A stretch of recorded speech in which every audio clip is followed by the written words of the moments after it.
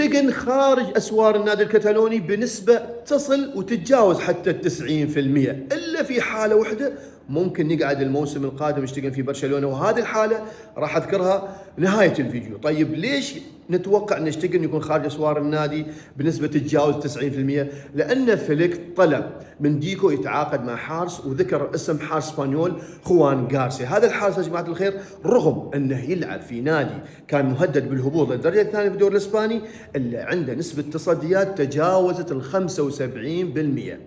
هذه التصديات تعتبر وايد ممتازة لهذا الحارس، وأمس فعلا جمهور اسبانيول والجميع كان يحتفل بهذا الحارس فعلا إكراما له أنه أنقذ الفريق من الهبوط. طيب شو هي الحالة اللي ممكن اشتيغن يقعد في برشلونة هذا الموسم؟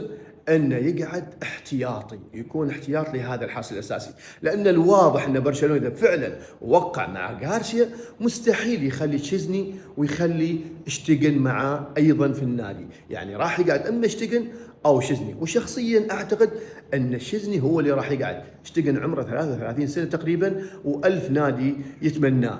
اعتقد ان اشتيغن صعب يقعد احتياط لحارس مثل خوان غارسيا.